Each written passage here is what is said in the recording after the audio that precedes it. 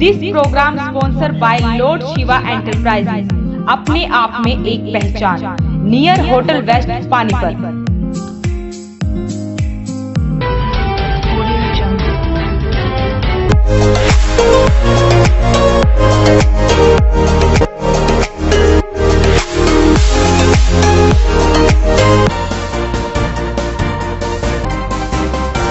नमस्कार, voice of Panipat में आप सभी का स्वागत है। इस वक्त आप देख रहे हैं पानीपत दनादन और मैं हूं आपके साथ सोनम। तो चलिए शुरुआत करते हैं आज की गतिविधियों की। पानीपत रिफाइनरी के नेफ्ता प्लांट में 2 लोगों की मौत हो गई है, जबकि 4 घायलों का इलाज अभी भी प्रेम अस्पताल में चल रहा है। फिलहाल मृतक मोहनलाल के परिजनों के साथ रिफाइनरी प्रशासन का समझौता हो गया है।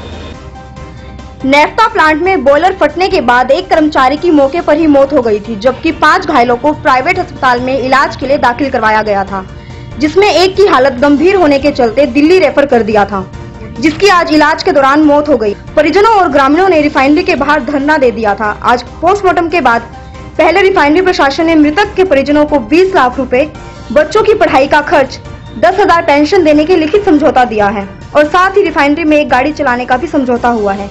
फिलहाल मृतक के शव का पोस्टमार्टम करवाकर परिजनों को शव सौंप दिया गया है। यही बात हुई है, आज फैसला किया है आईसीएल ने 20 लाख रुपए उसको मतलब मुआवजा दिया जाएगा और एक गाड़ी उसके रोजगार के लिए एक गाड़ी स्थायी रूप से उसकी गाड़ी लगाई जाएगी और पेंशन होगी 8-10 हज़ार उसकी घर वाले की पेंशन होगी और बच्चों का मतलब उसके बारे में भी मतलब पढ़ाई के उसमें भी उसका आश्वासन दिया कि भाई इनकी परवरिश रिफाइनरी करेंगे। एडीसी राजीव मेहता ने लघु सचिवालय में आयोजित जिला स्तरीय नेताजी सुभाष चंद्र जयंती के अवसर पर अधिकारियों और कर्मचारियों को संबोधित करते हुए कहा कि नेताजी सुभाष चंद्र बोस एक ऐसे नेता है जिन्हें कभी भुलाया नहीं जा सकता।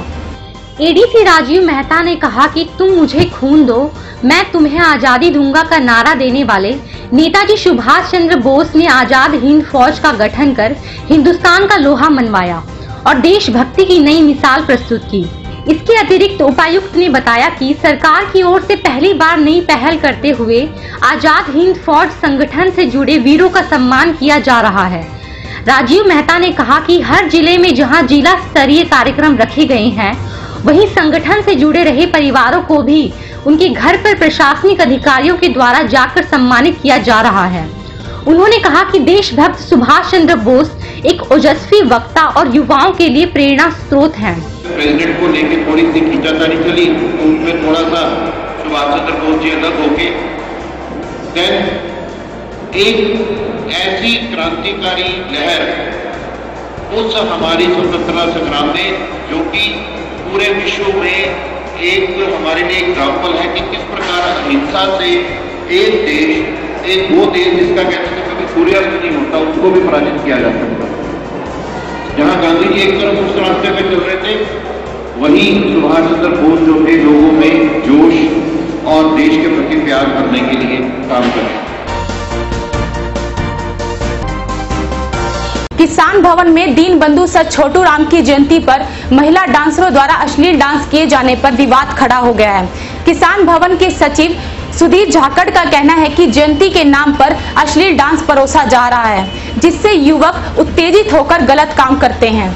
किसानों के मसीहा दीनबंधु सर छोटू राम की जयंती पर किसान भवन में कार्यक्रम आयोजित करवाया गया था, जिसमें बाकायदा कलाकारों को भी बुलाया गया था। कार्यक्रम की शुरुआत में कलाकारों द्वारा देशभक्ति के ऊपर गीत और रागनियां सुनाई गई। बाद में महिला डांसर द्वारा स्टेज पर ही अश्लील डांस शुरू कर दिया गया।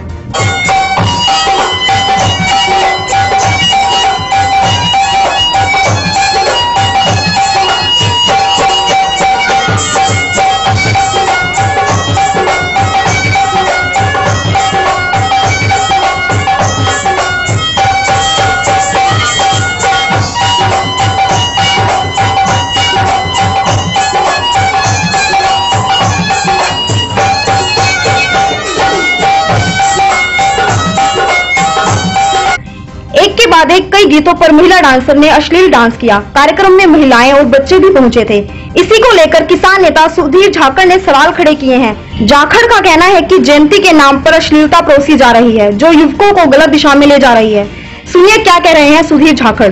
भारतीय किसान यूनियन द्वारा जो पानीपत का, जो केवल पानीपत का नहीं पूरे उत्तर भारत का सबसे बड़ा किसानों का केंद्र है, किसान भवन है, उस किसान भवन में सर दीनबंधु सर छोटूराम की जयंती के उपलक्ष्य में जो पिछले 20 सालों से किसान भवन में आयोजित की जा रही है, उस जयंती पर मंच पर जिला प्रधान सुरेश दहिया जी द्वारा महिला डांसरों के अश्लील डांस पर जो उन्होंने वहां अश्लीलता लोगों में परोसी है, उसकी हम बहुत कड़ी निंदा करते हैं। वो बहुत ही बड़ी दुर्भाग्यपूर्ण घटना है कि आप जहां एक तरफ दीनबंधु सर छोटूराम जी का जन्म दिवस आप मना रहे हो, दूसरी तरफ आप महिला डांसरों का, वो भी केवल सामाजिक या लोक कार्यक्रम ना होके वहां अश्लीलता सबसे ज्यादा दिखे, जहां मंच पर महिला डांसरों द्वारा यह कहा जाए कि मैं हूं कवारी इसलिए मुझे कहते हैं शिल्पा तिवारी। मतलब आप समाज में आप दीनबंधु सर छोटूराम जी की जयंती पे क्या संदेश देना चाहते हो? मैं पूछना चाहता हूं उन तथाकथित प्रधान से जो सुरेश दहिया जी, मैं उनसे पूछना चाहता हूं, मेरे 3 सवाल उनसे हैं कि दीनबंधु सर छोटूराम जी की जयंती पर आपको महिला गायकों के, आप महिला नृत्यांगनाओं की क्यों जरूरत पड़ी? कि आपके अंदर वो कैपेबिलिटी नहीं है कि आप जनता को सर छोटूराम जी की विचारधारा और जयंती के नाम पर इकट्ठा कर सके? दूसरी महत्वपूर्ण बात, जो वहां कार्यक्रम आज हुआ, जो आज जयंती पर जो वहां मंच पर जो बिल्कुल सरेआम जो अश्लीलता परोसी गई, मैं जिला प्रधान भारतीय किसान यूनियन के जो किसान भवन के तथाकथित प्रधान हैं, मैं उनसे पूछना चाहता हूं, क्या वो वही कार्यक्रम अपनी मां के साथ, अपनी बेटी के साथ, अपने बच्चों के साथ, अपने बाप के साथ एक साथ बैठकर, परिवार के साथ बैठकर क्या वो कार्यक्रम देख सकते हैं? क्या उस कार्यक्रम की वीडियो जो वहां अश्लीलता परोसी गई वो देख सकते हैं?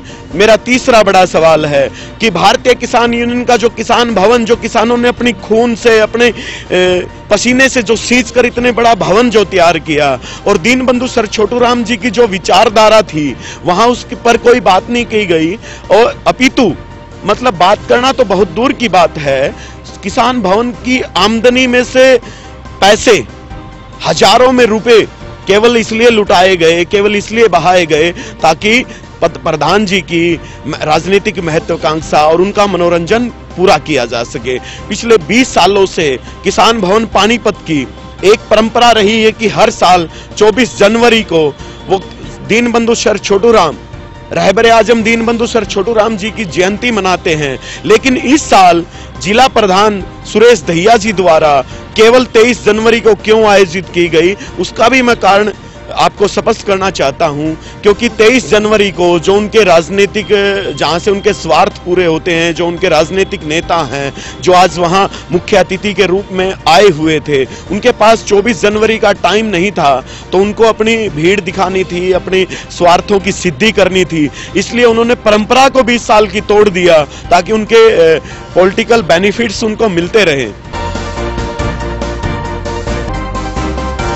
एक बार फिर से प्राचीन श्री दिगंबर जैन मंदिर मेन बाजार में चोरों ने हाथ साफ कर दिया। देर रात मंदिर की छत से जाली तोड़कर वारदात को अंजाम दिया गया। सुबह जब पूजा करने के लिए दिनेश जैन व प्रेम जैन मंदिर पहुंचे, तब उन्होंने देखा कि मंदिर का दरवाजा टूटा हुआ है और मंदिर के बरामदे के लोहे के जाल भी टूटे हुए हैं। इसकी सूचना उन्होंने किले थाने में दी। इस अवसर पर श्री दिगंबर जैन पंचायत के प्रवक्ता मेहुल जैन ने बताया कि 1 महीने में दूसरा हादसा है। इसी मंदिर में पिछले महीने भी चोरी हुई थी, जिसमें करीब 50 से 60 हजार गल्ले से चुराए गए थे और आज भी इसी तरह की चोरी को अंजाम दिया गया है और गल्ले से लगभग 4 से 5 हजार चोरों द्वारा चोरी किए गए। श्री दिगंबर जैन पंचायत के प्रधान राकेश जैन ने बताया कि शहर के प्रमुख बाजार और सबसे व्यस्तम बाजार में पानीपत के प्राचीन जैन मंदिर में चोरी होना यह प्रशासन की नाकामी है। स्मालखा में वकील की हत्या के बाद पुलिस द्वारा मुख्य आरोपियों की गिरफ्तारी न होने के चलते वकील नाराज नजर आ रहे हैं। आज बार मीटिंग में सभी ने एकजुट होकर आह्वान किया है कि जब तक मुख्य आरोपी नहीं पकड़े जाते तब तक वे वर्क सस्पेंड रखेंगे। गौरतलब है कि समालखा पुलिस ने हत्या के मामले में कुछ लोगों को गिरफ्तार कर लिया था, लेकिन अभी भी मुख्य आरोपी पुलिस की गिरफ्त से बाहर है। आज जिला बार में बार के प्रधान निर्मल गुज्जर की अध्यक्षता में वकीलों की मीटिंग हुई, जिसमें समालखा बार के प्रधान के अलावा पानीपत के लगभग सभी वकील मौजूद रहे। मीटिंग में फैसला लिया गया कि जब तक मुख्य आरोपी को गिरफ्तार नहीं किया जाता तब तक वर्क सस्पेंड रखेंगे। स्माइल फाउंडेशन सोसाइटी व L&T टोल प्लाजा के सदस्यों द्वारा स्वच्छता जागरूकता रैली निकालकर लोगों को स्वच्छता के प्रति जागरूक किया गया। पालिका बाजार से इंसार मार्केट के रास्ते सलारगंज गेट से होते हुए बस स्टैंड तक जाने वाली इस रैली को CGM मोहित अग्रवाल ने हरी झंडी दिखाकर रवाना किया। CGM ने इस मौके पर कहा कि अपने आसपास सफाई रखना हम सबका कर्तव्य है। हमें अपने आसपास स्वच्छ व हरा भरा वातावरण रखना जरूरी है। स्माइल फाउंडेशन और L&T टोल प्लाजा और जिला विधिक सेवा प्राधिकरण की तरफ से स्वच्छता पखवाड़ा का आयोजन किया जा रहा है। 16 जनवरी से 31 जनवरी तक ये चलेगा और आज स्कूल के बच्चे हैं और हैं सारे समाजसेवी संस्थाओं के लोग हैं। ये रैली निकाली जा रही है। लोगों को वातावरण को स्वच्छ रखने के लिए, साफ सुंदर रखने के लिए अपना पर्चे बांटे जाएंगे और उनको गाइडलाइंस जो हैं सरकार की वो बताई जाएंगी, ताकि आसपास का माहौल साफ सुथरा बना रहे और हमारा शहर स्वच्छ रहे। स्माइल फाउंडेशन की प्रधान सुनीता सिवाच ने कहा कि सबसे पहले हमें खुद को बदलना जरूरी है। हमें स्वयं जागरूक होना होगा और अपने बच्चों, दोस्तों और पड़ोसियों को जागरूक करना होगा। हम अपने शहर और देश को साफ रखेंगे तभी हमारा देश आगे बढ़ेगा। स्माइल फाउंडेशन सोसाइटी और L&T टोल प्लाजा और प्रशासन की तरफ से ये स्वच्छता अभियान की रैली निकाली जा रही है, ताकि शहर वासियों को हम ये स्वच्छता का संदेश दें। ये शहर हमारा है और ये देश भी हमारा है। पहले हमें अपने आप को जागरूक करना होगा, फिर हमारे बच्चों को, फिर हमारे पड़ोसियों को। हम जागरूक होंगे, हमें ही पहल करनी पड़ेगी, क्योंकि स्वच्छता अगर हम नहीं रखेंगे तो उससे बीमारियाँ तो है ही हैं। हम गंदगी तो हमें भी देखने से अच्छी नहीं लगती।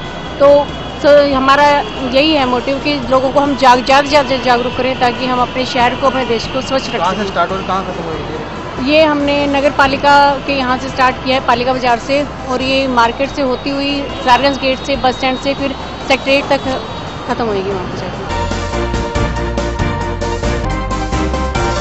आज की गतिविधियों में बस इतना ही। जुड़े रहिए वॉइस ऑफ पानीपत के साथ। नमस्कार।